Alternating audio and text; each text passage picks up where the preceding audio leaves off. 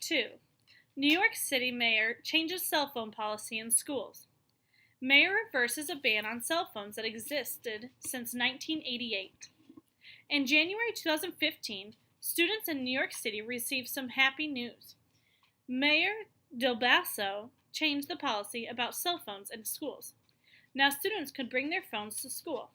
Now school principals could decide the rules for using cell phones in their school. Some of the options that principals consider are: ask students to store their cell phones in backpacks and other places during the day.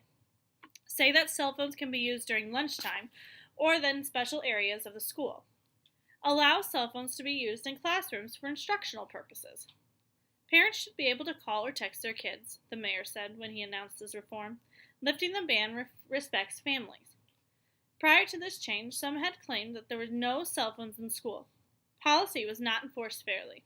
Some schools enforced the ban strictly. Some schools with metal detectors could easily find out if the students had cell phones. In those schools, which were mostly in low-income areas, students were having their phones taken away or having to pay each day to store their phones in vans parked outside of the school. But other schools ignored the ban. As long as teachers didn't see the cell phones, they were okay with students having them. Many students are happy to be allowed to bring their phones to school, but not everyone agrees with this ruling.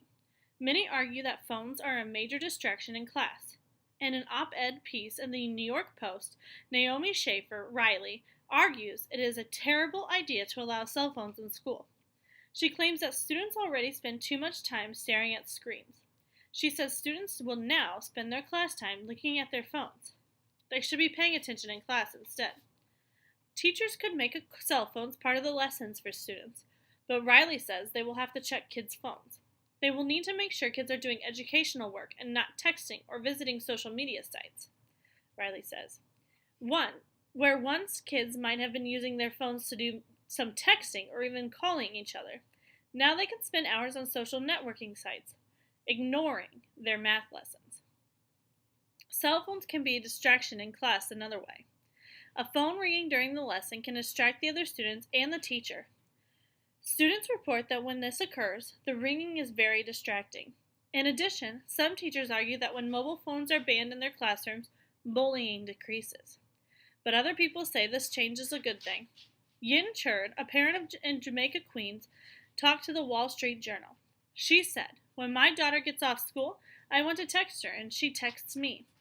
Cherd said she would worry about her children if they didn't have phones. And some teachers are excited to bring cell phones into learning. Many apps can help students learn. There are apps to let students work on collaborative projects. There are apps to let teachers poll their students. Teachers can quiz students using their phones or let the class play games related to the lesson. There are even apps to support study skills and resources for history. Still, not all students have cell phones that could be a problem. Schools will have to think very carefully about how to make good rules for cell phone use. Schools will need more training on how to identify and prevent cyberbullying. And all schools will require that no phones can be out during tests. Whatever rules are made about cell phones, though, some students might still find ways to break them. Lucia Paz, a 14-year-old from Brooklyn, told the Wall Street Journal, "At lunchtime, I'll just play music," she said. "It's like a relaxer for me sometimes." What do you think? Should your town allow cell phones in school? Article from a local newspaper.